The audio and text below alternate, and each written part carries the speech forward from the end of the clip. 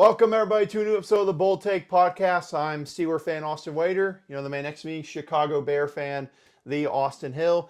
And, yep, it is officially the time we've all been waiting for. It is mock draft time, Austin. We've been working on them. It's finally time to review our work. Yep, I've done two legitimate ones over the last couple days to really finalize it. I just finished this one, honestly, 30 minutes ago. So these are my final thoughts right here on what I think is going to happen, what I hope happens. Yep, I have made, I made one last addition to mine about 30 minutes ago, too. So we were both getting them wrapped up. I know you're going to ask, NBA playoffs start as of the day we're recording this on Saturday. So you're asking, where's the NBA playoff predictions? Well, we posted them on Instagram, and with the magic of editing, they're up on the screen right here now. So you can look at them and judge them. I'm already judging this man's for picking the Bucks to beat the Pacers.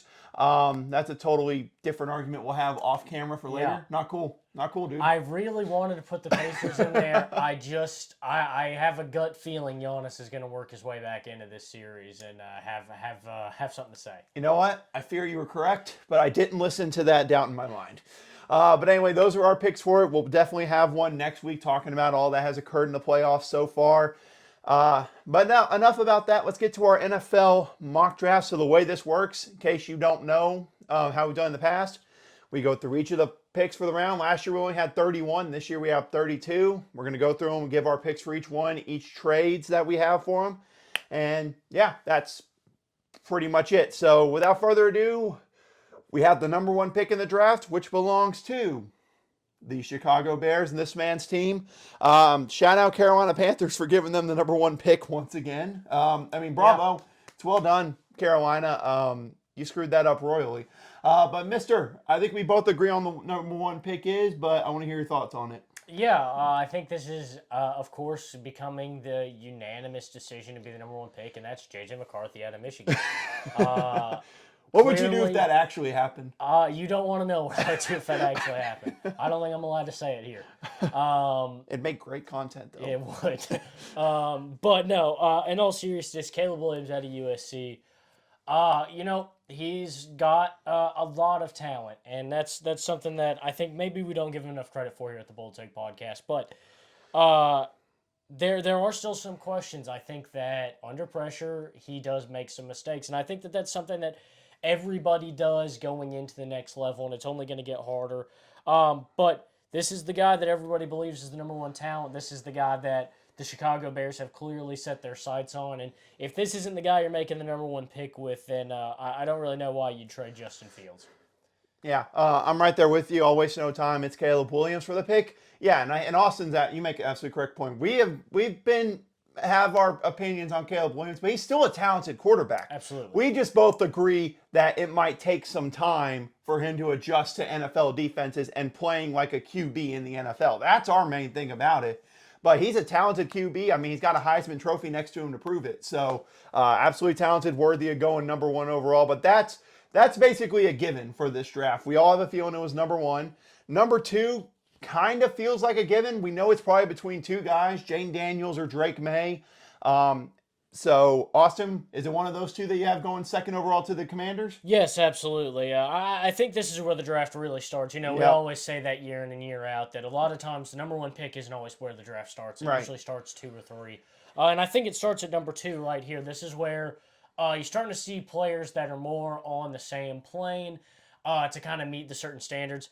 To me, the big thing here is that Dan Quinn taking over as the head coach in Washington, so going to be relying heavily on an offensive coordinator to be the leader of that offense, and they bring in Cliff Kingsbury. And when I look at the guys on the board who are left, who's going to fit best with Cliff Kingsbury offense, I look and I see Jaden Daniels. I think this is the selection here. He's got that big arm. He can move around in the pocket. He's like a big Kyler Murray. I think there's a lot for Cliff Kingsbury to like here. This is kind of the best available option on the board, in my opinion, for an air raid offense is Jaden Daniels. Yeah, and also I think you look at it. Notice, just not trying to mean to the Bears, obviously they had the number one pick, but this is, in my opinion, the worst team in the NFL last year. They were the worst team in the NFL, and who do you have sitting there for them? The Heisman Trophy winner, the guy who was literally the best player in college football, the number 2 pick.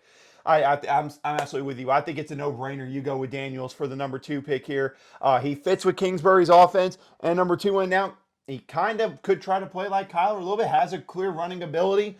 But yeah, I think best player going to the worst team. It's how the draft's supposed to work. And speaking of one of the worst teams, once again, we have number 3, the New England Patriots. And now this is a spot that there's been a lot of intrigue as of late. We're talking about, we originally felt it was either Daniels or Drake May, whoever was left. But there's been reports over the last week or two that they're not ruling out a trading out of this pick to get more for the future with them starting this rebuild. So, Austin, what do you have the Patriots doing here, number 3? Yeah, I think if the guy, and in this case, in both of our drafts, that's Drake May.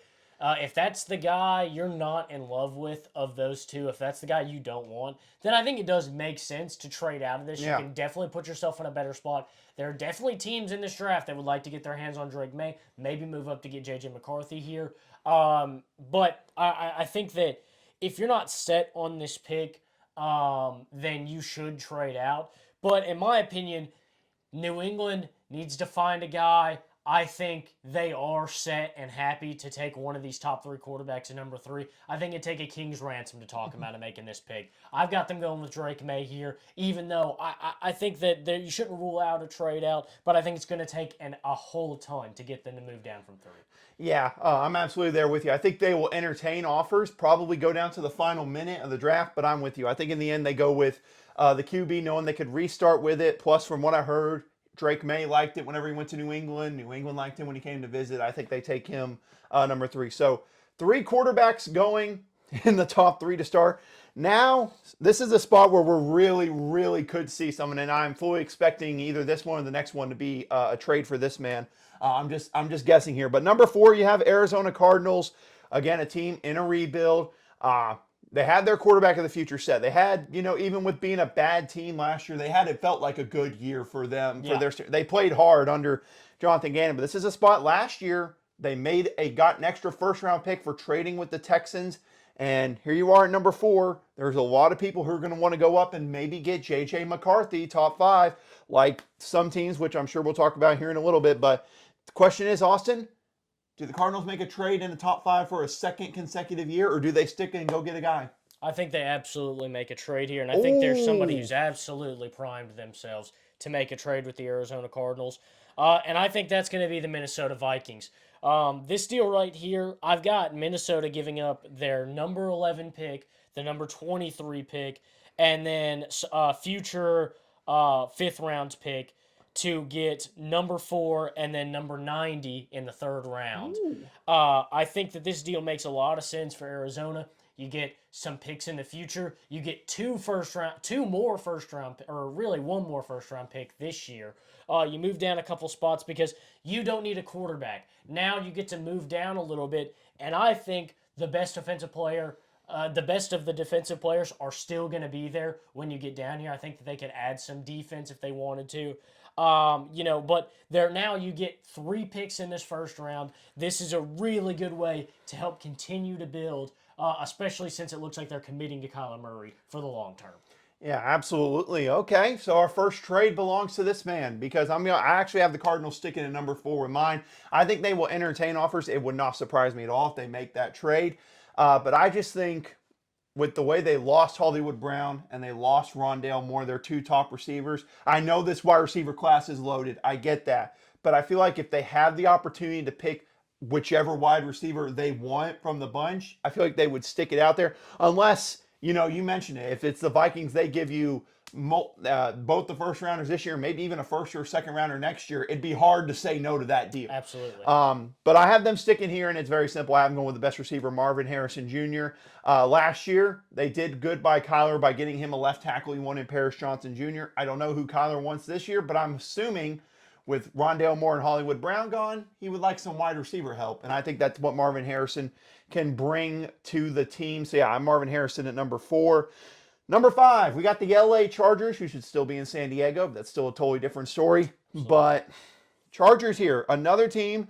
There's been rumors all about them. Some people have wide receiver, O-line. Some people even have them trading out of this pick as well. What do you think of the Chargers are doing here? I think building up the future is going to be important for Jim Harbaugh in Los Angeles. And so I think making a trade out of this pick is going to be the move that they make. And a team that is making a lot of phone calls to move up to this pick is the Chicago Bears. And so Oh, here if we a team is go. able to move up into number 4, take a quarterback, I think the Bears will do whatever they can to make this move for 5 so that they can put Marvin Harrison Jr. on the Chicago Bears roster. I've got the Bears giving up the number 9 overall pick this year, their third round pick and their sixth round pick next year to get number 5, and then the sixth and seventh round picks from the Chargers this season to help boost their draft capital this year and help them get Marvin Harrison Jr. in this draft at number 5. Wow. This man has big plans for the Bears' future. I like it. Well, me and you are somewhat similar. We both have the Chargers trading here. I think the Chargers move here. I absolutely think you're right. With the way this roster's kind of depleted, it feels like they need some more picks for the future. And yeah, I have them making a move with the team. You just had making a move for the 4th pick. I think the Minnesota Vikings are going to move up here. I have the Chargers getting 11 and 23 and the Vikings first round pick from next year. I think that could absolutely be a hard deal for the Chargers to say no to. And the Vikings get up to number 5, and they select who you had at number 4 in J.J. McCarthy. And I'll just be honest with you, I don't think J.J. McCarthy has any business going in the top 5. Me either. But the hype builds on guys as the draft process goes along, so I think he goes number 5 overall, even though I don't like it at all. But now, pick number 6, this is a spot where a lot of people thought maybe quarterback if things had fallen their way, but in both our mock drafts, the top 4 quarterbacks are gone for the New York Giants here. This is another season for them under Daniel Jones, it looks like, unless maybe they trade back in later on. But what do you see the Giants doing here, number 6? I think now at this point, with the top 4 quarterbacks gone, even if you really like Bo Nix or Michael Penix, I think these guys are going to be found later in the draft. And that at this point, that could save you some money. You've got the big deal wrapped up with Daniel Jones. It makes all the sense to take somebody in the 2nd or 3rd round at quarterback. And so I think right here you go and you get a talented playmaker that's going to help boost this team up. And definitely help either Daniel Jones or that quarterback in the future you draft later in this draft. So number 6, I've got them taking Malik Neighbors. Yep. Wasting no time either getting a wide receiver. If you're going to pay your quarterback all that money, you might as well get him enough weapons to be able to do good with it. And especially with Saquon being gone, they're going to rely on him more. Might as well get him an elite wide receiver. It could not hurt. So we both have Malik Neighbors going there. Almost identical so far for our start here. Yeah, close, too close. I think we're going to probably be the same here at this next spot. Yeah, I think so. I mean, do we just want to say in unison for the Tennessee Titans here? Yes. 1, 2, 3, Joe Alt. Yep, I was about to say it's Joe Alt. It makes too much sense for them. They need to rebuild that O-line for Will Levis. It makes too much sense. Yeah, absolutely. I mean, the only reason they don't still have Taylor Lewan is the money just wasn't making sense for them. They were in an absolute bind with Lewan's contract, with Tannehill's contract, with Henry's contract. Somebody had to go. Lewan was the oldest, the least useful, and the one that saved them the most money at the time. They've got to replace him. They've been desperate to replace him ever since they had to cut him. This move just makes too much sense. Yeah, and I believe Andre Dillard, they came in expecting him to fill it in. That did not work out. But you have all the options of the tackles available. Yeah, this is a no-brainer, which means it is not even close to who the Titans will pick on draft night. Number 8, we got the Atlanta Falcons. Raheem Morris and the Falcons. They're an interesting team. They're one that they don't necessarily need quarterback, but they're still a playoff contender. And some people think they could still go quarterback with a trade back here. I'm curious, what do you see Atlanta doing at number 8? I really like the spot that Atlanta's in right here, but I think they did a lot to address their offense. They acquired some receivers via trade. They brought in Kirk Cousins. They brought in guys like Darnell Mooney in free agency. They really did a lot to help this offense. So I think they go back and look at this defense. And a deal they made last year that didn't quite work out, they brought in Jeff Okudah from the Lions. He's now become a free agent and left the team. So I think it makes sense for them to try and replace and still get somebody to help A.J. Terrell. I think they take the first corner off the board here in Terrion Arnold out of Alabama. Oh, okay. And you're right. This is where our drafts officially part ways because I have the Falcons moving back actually here. In a flip-flop, I have them moving up with the Jets. Jets coming up from 10 to 8. That deal is a very simple one pretty much. I have Falcons getting 10 and number 72 overall. Jets get the 8th pick, 109 and 143, basically just swapping him out. And I think the big thing for the Jets moving up to 8 here, it's a minor deal. And I looked back at my mock draft from last year. I had these two making a trade last year. Wow. As weird as that is to say, I promise I'm not doing it on purpose with them. But look at the Jets. Again, we talked about it. They're going all in for Aaron Rodgers. And they got a great wide receiver in Mike Williams. They have some help at wide receiver, so I could see them going there. But tight end is a spot I think that could not hurt them. And I think they would jump up to make sure that they get Brock Bowers from Georgia, number 8 overall, just to get another weapon for Aaron Rodgers and for him to be able to go all in this year. That's as simple as that. But number 9 for me, I have the Bears here. You have the Chargers here. So for you, I'll ask, what do you think the Chargers are doing here to kickstart the Harbaugh era? So now that they're sitting at number 9, I think still you've got to look at this team, and they've got Quentin Johnson, who they spent a first-round pick on last year. And he was a talented receiver in college. Had a rough season this year, but you got to think part of that's playing behind Joshua Palmer, Mike Williams, Keenan Allen, and Gerald Everett. All those guys are getting targets over him. So that was certainly something. Not to completely excuse it, he did have some bad drops this season as well. But second year, maybe he starts to find his groove. I think you've still got to stay committed to him regardless. First-round pick. And you're kind of in a rebuild right now. So I think maybe you go receiver later in this talented receiver class. And right now you go tight end, get Brock Bowers out of Georgia. We know Justin Herbert likes to go to the tight end. He's loved doing that since college. Now you get him a young stud who you can line up anywhere. Kind of reminds us a lot of Kyle Pitts, I know. But maybe with a little bit more upside here come the NFL time. But I think this is the move that makes sense. I think if the Chargers stay at 5, this should be the pick that they make. I know that Marvin Harrison might be there. Malik Neighbors might still be there. But I think Brock Bowers is the guy that's going to most directly help impact this team. This is a guy that Justin Herbert's going to like to throw to, and this is going to be a great check down for him. Okay, I like it for the Chargers. It makes sense. So Brock Bowers, 8 for me, 9 for you. I got pressure on me. I got a Bears pick for me here. I'll try not to screw it up for you. It's similar to yours. I do have them going wide receiver. I think they would go all in for Caleb Williams on the wide receiver market. But Marvin Harrison Jr. is already gone, unfortunately, in mine. But I have him going Rome Odunze from Washington. That's what we need. Yeah, I thought he's a very good deep ball option for Caleb Williams as a rookie. That could provide a lot of help to go along with, DJ Moore and Keenan Allen. Not a bad wide receiver core, if you ask me. So, yeah, Rome Odunze going number 9 to the Bears for me. Number 10, once again, we're different here. This man has the Jets at number 10, and I have the Atlanta Falcons at number 10. So we just talked about the Jets not that long ago for me. What do you have the Jets doing here? Oh, I've got the Jets going and getting some help for Aaron Rodgers. Unfortunately, Brock Bowers isn't here, so I think they go Rome Odunze and help kind of deepen that wide receiver core a little bit more. Yeah, simple enough to get more help for Aaron Rodgers. I have the Falcons here at 10, and obviously you could look at corner. I think they're going, this is a defensive pick. But I think a thing that has hurt Atlanta, despite how great A.J. Terrell is, their pass rush has just never been good in the last couple of years. And I think that's something Raheem Morris would look to do. And I think the best pass rusher in the entire draft has somehow fallen back. And I think that's a reason that Atlanta could trade back, at least to number 10. They lock it in. They get Dallas Turner from Alabama. It makes too much sense. Guy's an athletic freak off the edge for him. Gives them some pass rush to go with that elite secondary in A.J. Terrell. And I think they could get a good corner late in the first round if they trade back in, or in the second round to help out with A.J. Terrell.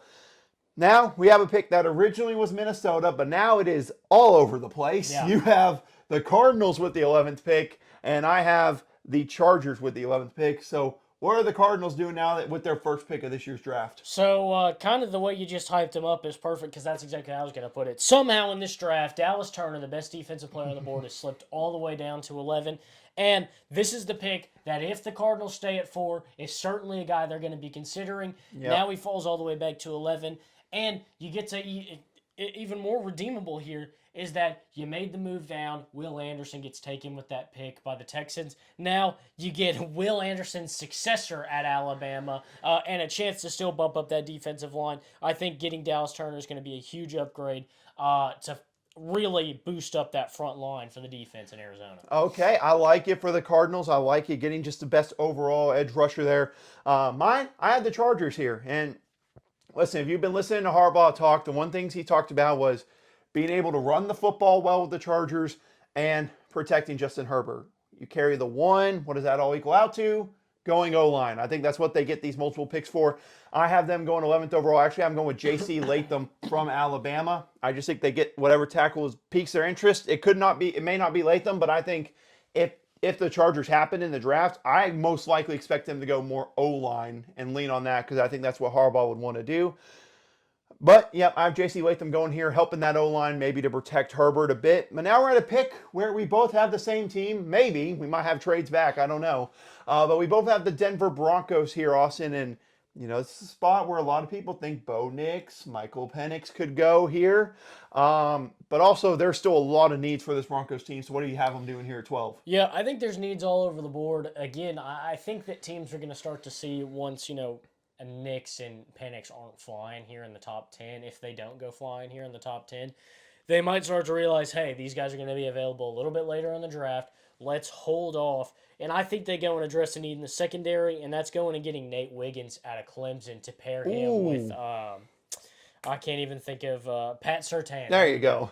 Pair them together out there in that secondary and really start to kind of build on that defense and work on this offense a little bit later in the draft. Okay. Well, I'll go ahead and say it. That is a great pick for secondary. I also have secondary with my pick, but a different team. I got another trade here. I think this is going to involve the Broncos and the Jaguars. I think the Jaguars desperately need secondary help, and I think they go up to the top. I think they make a deal here. I think the Broncos get 17, 96, and a third rounder next year. I think Jacksonville will get the 12th and a fifth rounder in this year's draft. And I think Denver, I expect them fully to pick a QB in the first round. I just think they realize after what we just talked about, those top four are gone and no one else is really making the moves to trade up and go up and get a quarterback. Let's trade back, get some more picks in the organization. I couldn't think of the word for a minute there. Yeah, I have Jacksonville moving up to 12, and I have them going with Terry and Arnold from Alabama. I think it makes too much sense. Their secondary needs help there in Jacksonville, especially with Shaquille Griffin being released. Defense and their secondary, I think, is a big need for Jacksonville. I think they go there at number 12. 13, though, we have the Vegas Raiders, a former favorite of yours, maybe going back up with the hiring of Antonio Pierce, maybe? Yeah, maybe. They might be working their way back up. But I've got them taking Olumua Fashanu out of Penn State. 10 out of 10 pronunciation. Of course, I didn't say it right, but this guy's one of the best tackles in college football. He's going to be somebody that they've got their eye on. And look, the Raiders know that offensively is really where they need to start kind of working in this draft and building this team up. They've got enough solid pieces on defense that building this offense up is good. And, the quarterback position kind of hangs in the balance right now out there. But certainly they're going to need protection no matter who it is. And so I think going out and getting a solid tackle like this is going to be a good step in the evolution of this team. I think so. I think that would make sense for them. But then you got to remember, Antonio Pierce is the coach of this team. He is a defensive guy. Absolutely. So I think the Raiders will stay here at this pick. I think they go defense. I have them going with a bold one here. Quinyon Mitchell from Toledo for the secondary. I think he has a chance. I think he fits in really well there and can learn in that secondary. Look, O-line makes a ton of sense for the Raiders. I can see them going offense, but with it being Antonio Pierce, I think it's defense first, offense second, with at least what we saw at the end of the year when he took over as head coach. So it makes sense to me. This next pick will probably make sense for both of us, I imagine. The New Orleans Saints at this pick, no disrespect to Trevor Penning. He has not worked out at the O-line spot for him. This is also a spot where people think, there might be a Bo Nix, trying to take out your Derek Carr. I don't know why they do that. But what do you see the Saints doing here at 14? I think the Saints, they keep finding ways to, trick the budget and manipulate the system. To where they can keep this winning team together. And I think as long as they can make the budget work to keep a winning team together, they're not going to take a quarterback in the first round, especially when it's a guy like Derek Carr. I think they're going to go address a need that's going to help them stay competitive and go get Talise Fuaga out of Oregon State. This guy's a stud. They need help on the offensive line. This guy does it. I mean, you think about the Saints a few years ago when they still had Drew Brees and they were still making those runs. What was one thing they had? This league-best offensive line, and that kind of led the charge for them on offense. It allowed Kamara to get open. It gave Drew Brees plenty of time to find targets down the field. I think you start to rebuild that offensive line so this team can stay competitive. Okay. I think absolutely that's a good pick there, and I would pick him if I didn't have another tackle still on the board. The one you just had to go with the previous pick. I'm not going to attempt that first name. Last name, we'll give it to you. The Penn State offensive tackle, Fashanu. I think is how you pronounce the last name. It's what I'm going to go with. Sue me, I don't care. But look, they need to replace Trevor Penning on the O-line. I think Fashanu makes a ton of sense there. Clearly showed how elite of a tackle he was in college football. It's an easy pick. This next one could be interesting, though, for the Indianapolis Colts. They're a team, they could go more wide receiver help. They could go help in the secondary or on the D-line. There's a lot of spots the Colts could go here. And keep in mind, this could be a big piece because the Colts always build from the draft, not a lot of moves in free agency. Yeah, I agree. And I think they're going to go for a move that's going to directly help that second-year quarterback coming back in Anthony Richardson. And I think they go Brian Thomas Jr. to add a little bit of a vertical threat to their offensive game and allow him to have another deadly target on the offense. Oh, Brian Thomas. Okay, I like it. I like the pick there for Brian Thomas. It's not a bad one. I have them going defense here. I think I could see them going wide receiver, but I think that they go defense here. And one spot I look at secondary. Kenny Moore is a great corner there, but Rock Ya-Sin, some of these other guys that they drafted at corner haven't really worked out well. So I have them going with Kool-Aid McKinstry from Alabama. Okay. A little bit early, but I think that Alabama name gets you to move up a couple of spots usually in the draft, at least in my opinion there. Oh, yeah, secondary for me, wide receiver for Austin. Next up, we have the Seattle Seahawks, and this is another intriguing team, a new head coach.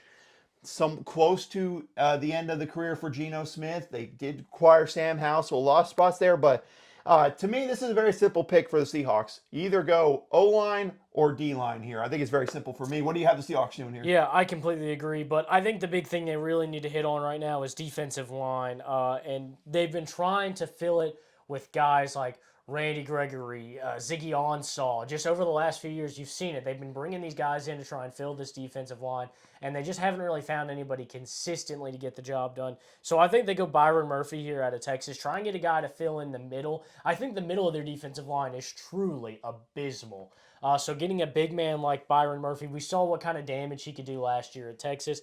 This is a guy that I think changes the game and takes them to the next level. And I think this is a deeper edge rusher class where you could get edge guys a little bit later in this draft.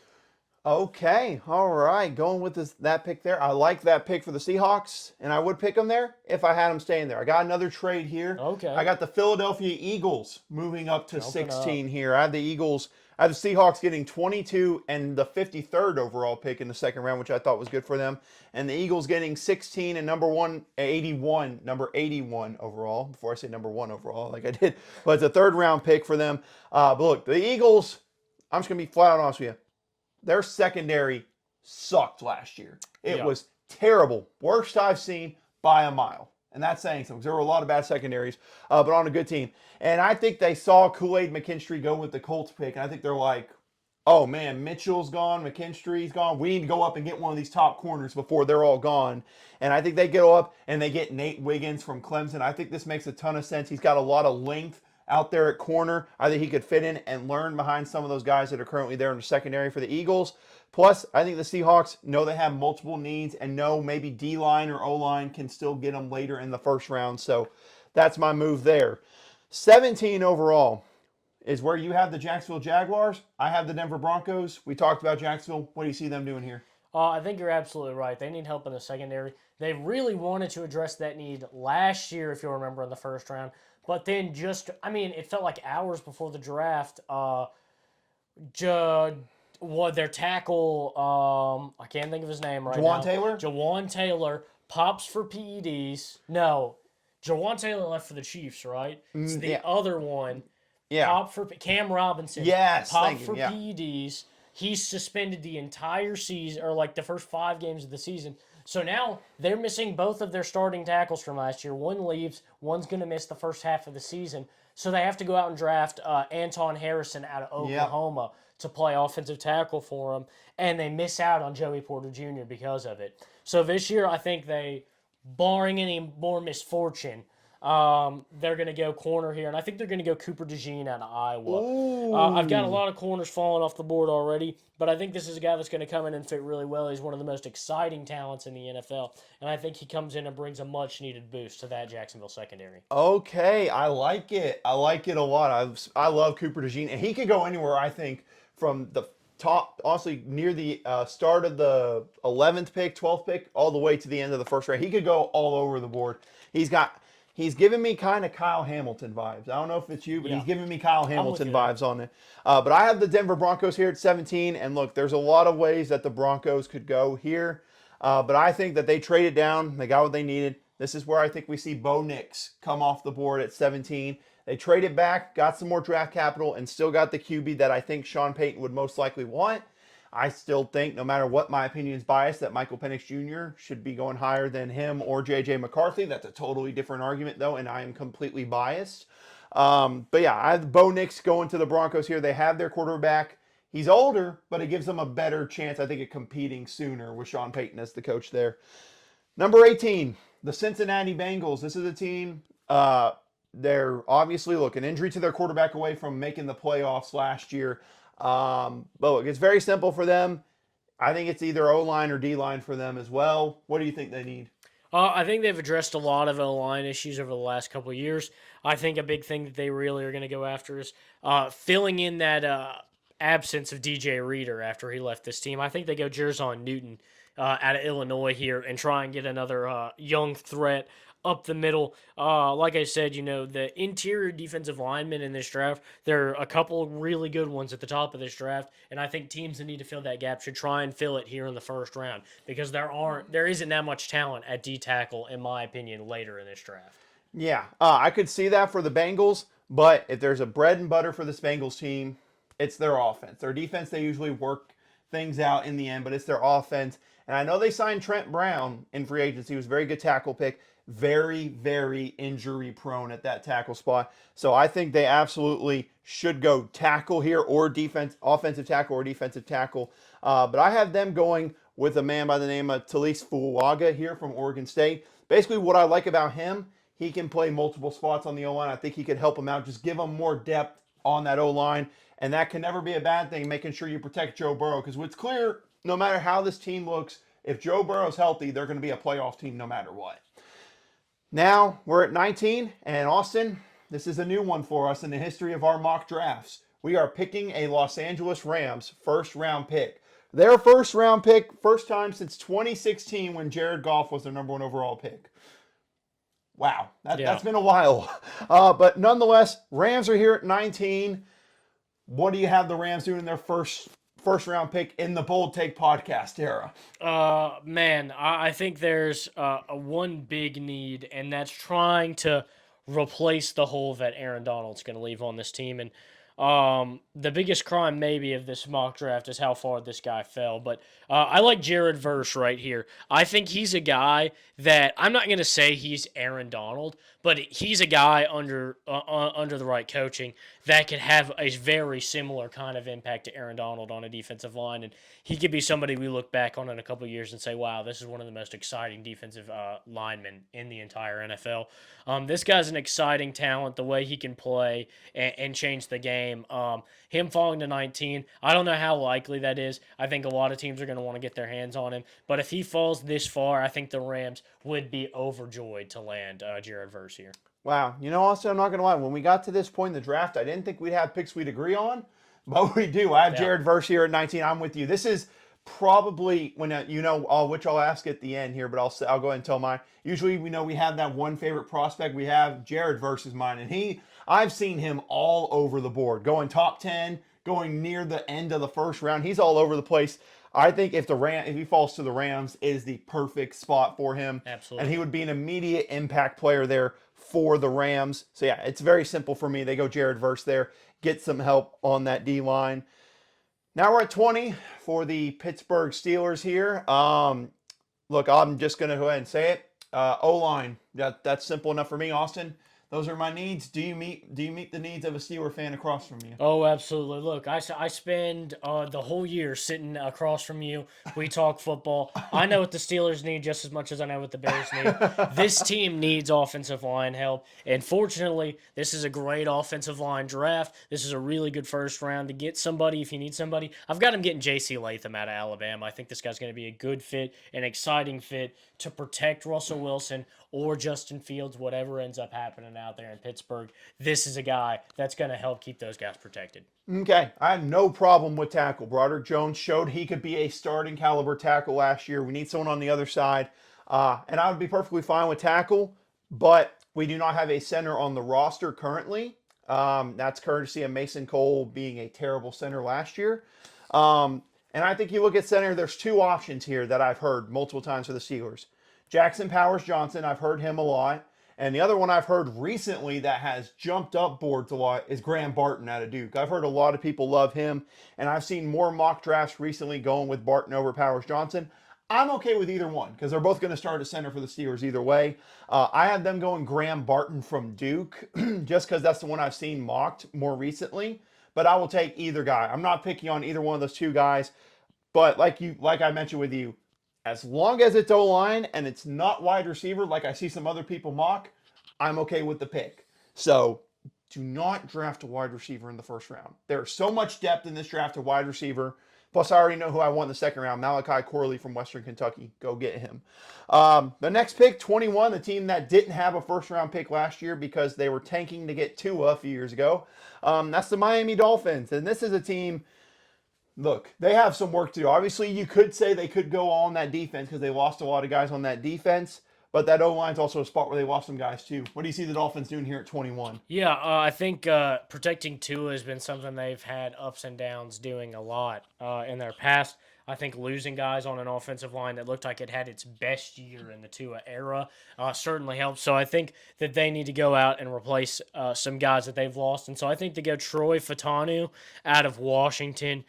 This guy was a really solid tackle at Washington and would be perfect to help protect Tua because he'd be familiar with a left-handed quarterback, having to play with Michael Penix. And, you think that, you're just blocking. It doesn't make that much of a difference. But you got to think about these guys have to know what their quarterback's going to do, where he's going to go, because you don't get to turn around and look and say, hey, where are you going? Right. So, and left-handed quarterbacks are going to have completely opposite tendencies of a right-handed quarterback. I think it really cuts out a lot of that learning curve if you get a guy who spent some time already with a left-handed quarterback. Wow. Okay. That's not why I had Fautanu going 21 to the Dolphins like I do in mine, but that is a very good point there. I think that's a very good point. Yeah, same guy with you going O-line from Washington, Troy Fautanu. My main thing is I've heard from him more than anyone else I see in the process.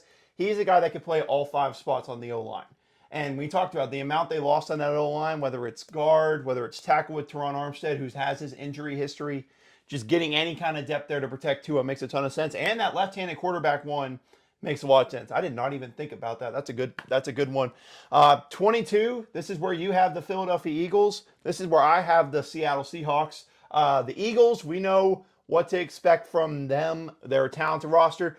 But I think I know what could happen. There's two things that could go. Either secondary or they're going to go look for center to replace Jason Kelce. It's got to be one of those two, I think. Yeah, I completely agree, and I think a more pressing matter is trying to fill that interior offensive line right here, right now. There's a couple good options at the top, and I'm going to go with the guy you didn't mention earlier, or you didn't have the Steelers take, and that's Jackson Powers Johnson out of Oregon.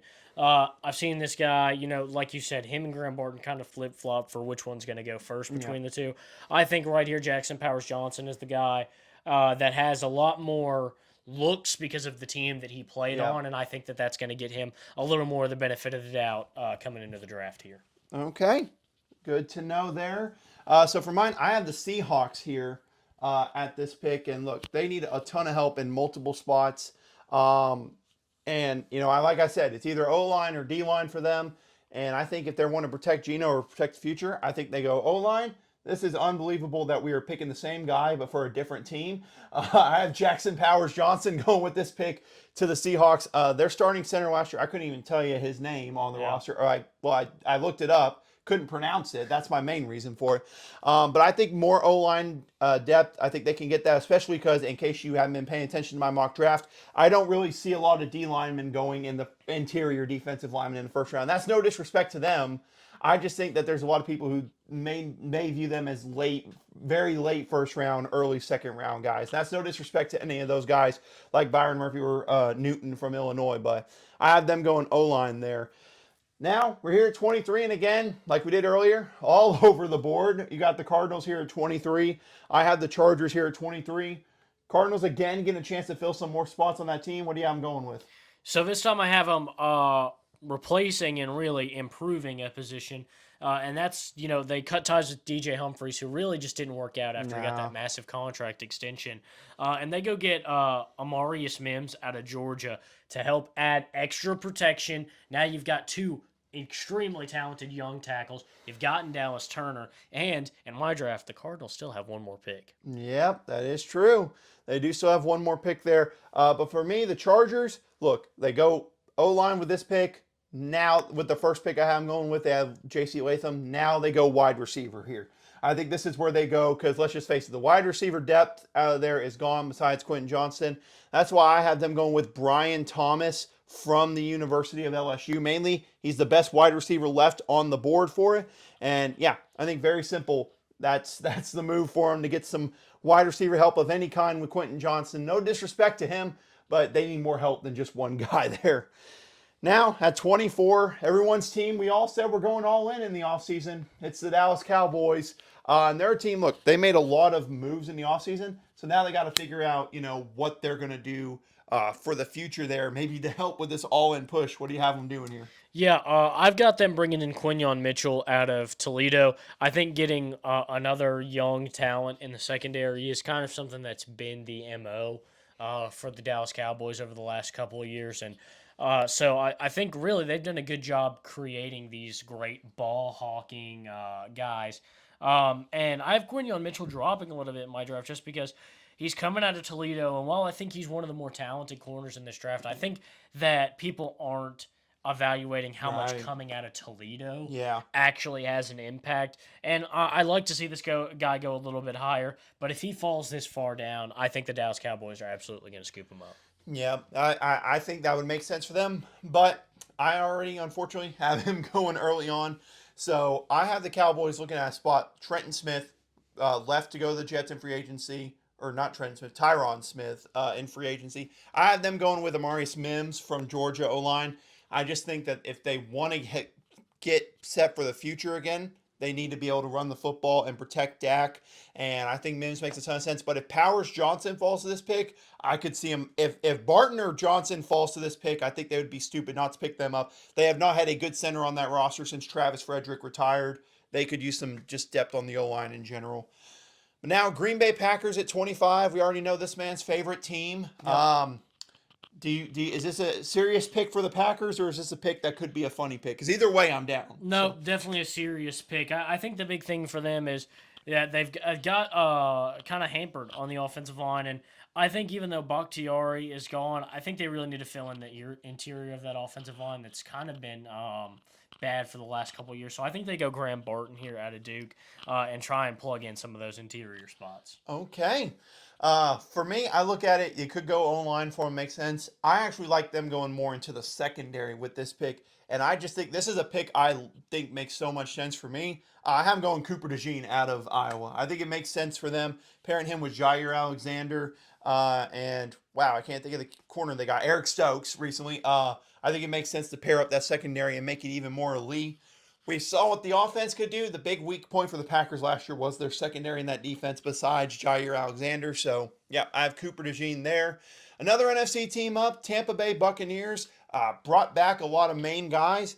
Still a lot of spots that they could fill for the future still. What do you have Tampa Bay doing here, if you have them staying here? Yes, I do have them staying here. I think, like you said, they brought back a lot of guys. But one of the guys they weren't able to bring back was Shaq Barrett. And so I think a big spot for them to try and replace is the edge rusher position. So I think they go Laitu Latu out of UCLA and really get an explosive talent on the edge. Man, once again, we agree. My exact reasoning for going with them as we ignore the background for it. Apparently, it decided to go out on us. we like to have fun here, mix it up. But anyway, looking at it, I'm with you on Latu. Latu, I think it makes a ton of sense if he falls down the board. And I just think, yeah, it's way too simple of a pick. He has a lot of great potential to fill that spot where they lost Shaq Barrett.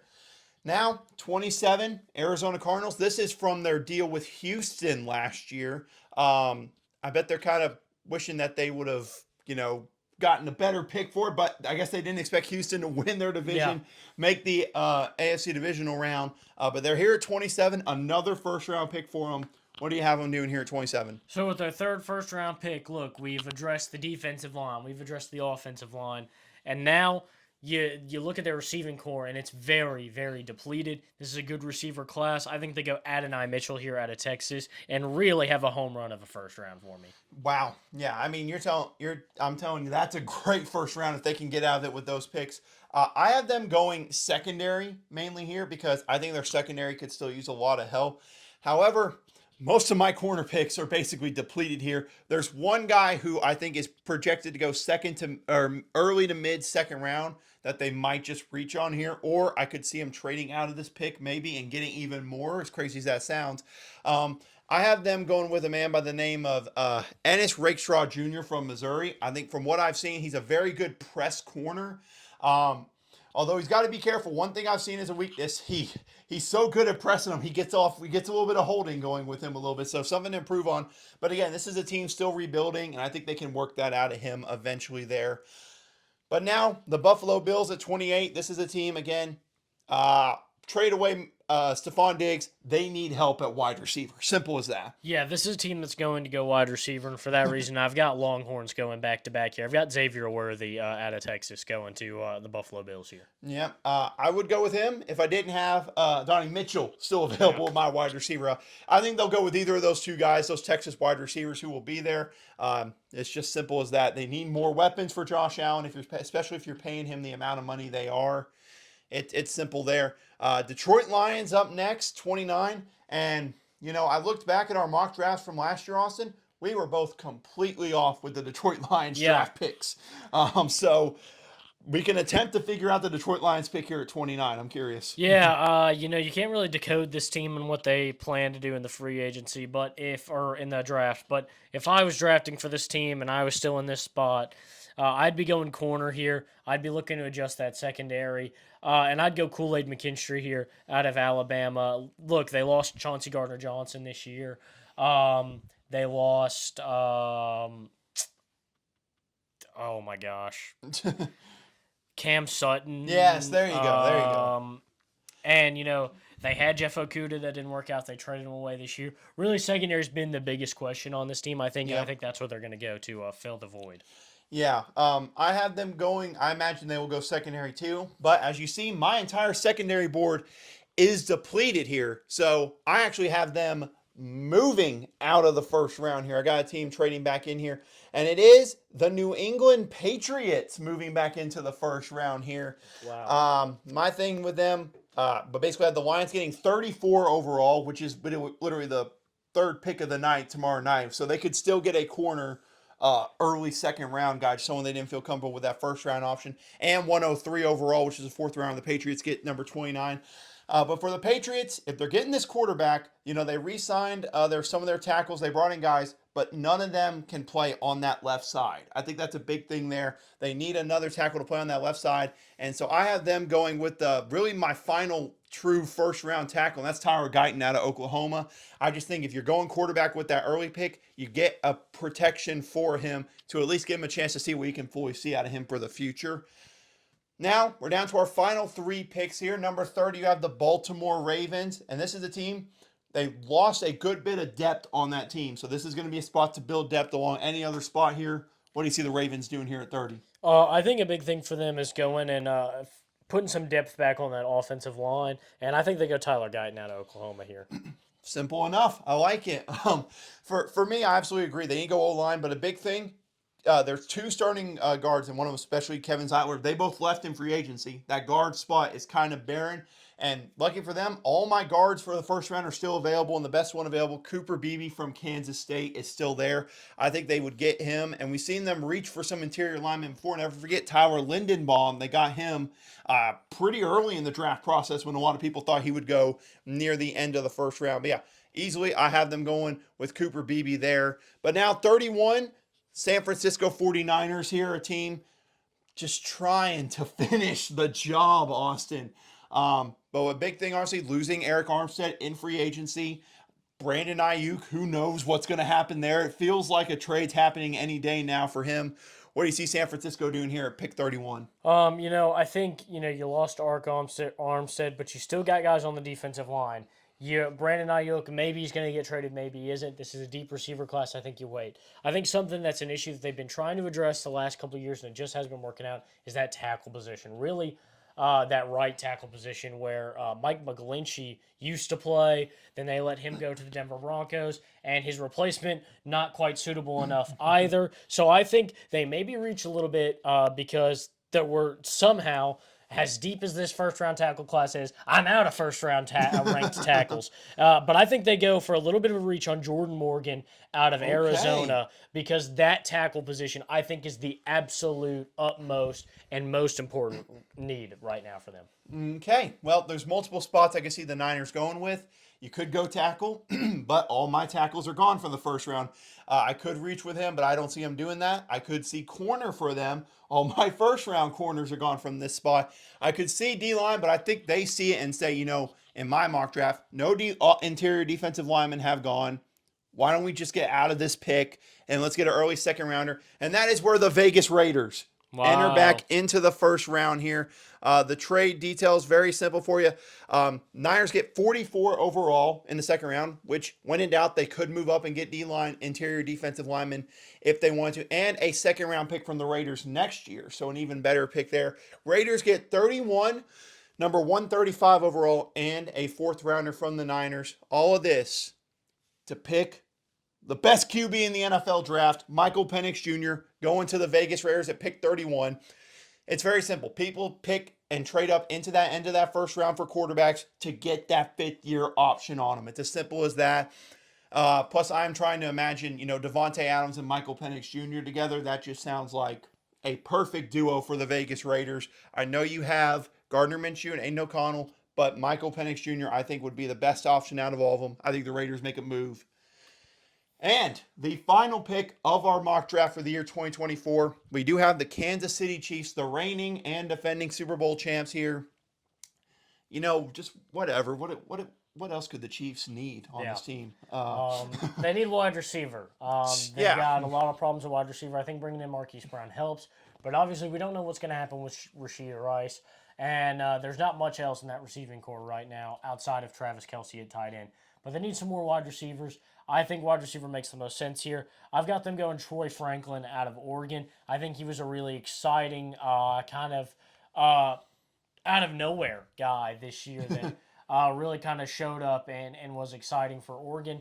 I think he'd be a fun piece to add to Patrick Mahomes' arsenal. Yeah, absolutely.